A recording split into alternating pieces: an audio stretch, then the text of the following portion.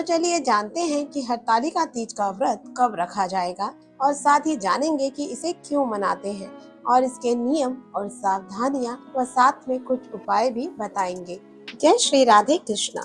भाद्रपद महीने के शुक्ल पक्ष की तृतीया तिथि को हरतालिका तीज का व्रत रखा जाता है। इस दिन सुहागिन स्त्रियां अपने पति की लंबी आयु, अच्छे स्वास्थ्य और सुखमय जीवन के लिए निर्जला व्रत रखती हैं और भगवान शिव और माता पार्वती की विधि विधान से पूजा करती हैं। तो चलिए जानते हैं कि हरतालिका तीज का व्रत कब रखा जाएगा और साथ ही जानेंगे कि इसे क्यों मनाते हैं और इसके नियम और सावधानियां व साथ में कुछ उपाय भी बताएंगे। इससे पहले अगर आप चैनल में नए हैं तो चैनल को सब्सक्राइब कर लें और वीडियो को लाइक और हाइप करना ना भूलें। तृतीया तिथि की शुरुआत 25 अगस्त 2025 को 12:34 पर हो रही है और इस तिथि का समापन 26 अगस्त 2025 को 1:54 पर होगा।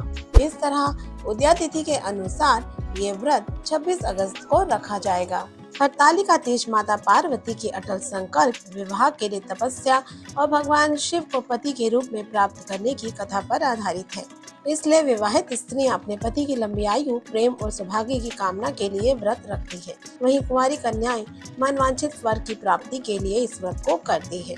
चलिए जानते हैं कि हरतालिका तीज पर कौन सी सावधानियां बरतनी चाहिए। पहली, जो स्त्रियां पहली बार हरतालिका तीज का व्रत रखने वाली हैं, वो ध्यान रखें कि व्रत निर्जल रहकर किया जाता है, यानी इस दिन अन्न जल का सेवन वर्जित होता है। व्रत करने वाली स्त्रियां क्रोध करने से बचें। इस दिन किसी के प्रति भी द्वेष या घृणा की भावना नहीं रखनी चाहिए। वैसे तो कभी भी नहीं रखनी चाहिए, पर ऐसे में और भी ज्यादा ध्यान रखें। इस दिन पति पत्नी आपस में किसी भी प्रकार का वाद विवाद ना करें। मान्यता है ऐसा करने से भगवान शिव और माता पार्वती रुष्ट हो जाते हैं। शास्त्रों के अनुसार हरतालिका तीज के दिन व्रती स्त्रियों को सोना भी नहीं चाहिए। इसलिए इस दिन पूरी रात जागरण करके भगवान शिव और माता पार्वती का सुमिरन करें और भजन कीर्तन करें। हरतालिका तीज का व्रत अखंड सौभाग्य की कामना के लिए किया जाता है, इसलिए ऐसे में इस दिन 16 श्रृंगार करके ही महादेव और माँ पार्वती की पूजा करनी चाहिए। इस दिन हरे रंग का विशेष महत्व होता है, इसलिए अपने श्रृंगार में हरे रंग को जरूर शामिल करें।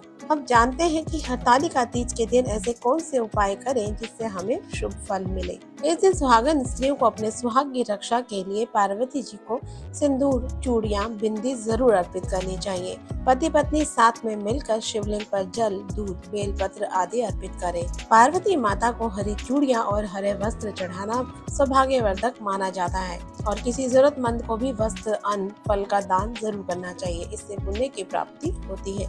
इस दिन कुंवारी कन्याएं अच्छे वर की प्राप्ति के लिए शिव पार्वती जी की पूजा करके 16 श्रृंगार जरूर अर्पित करें।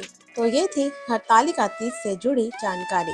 हमारी कामना है कि आपको इस पर्व का संपूर्ण फल प्राप्त हो और भगवान शिव और माता पार्वती की कृपा से आपका सौभाग्य सदा अखंड रहे। ऐसे ही व्रत, त्योहार और अन्य धार्मिक जानकारियों के लिए हमारे चैनल के साथ जुड़े रहिए। तब तक के लिए राधे राधे।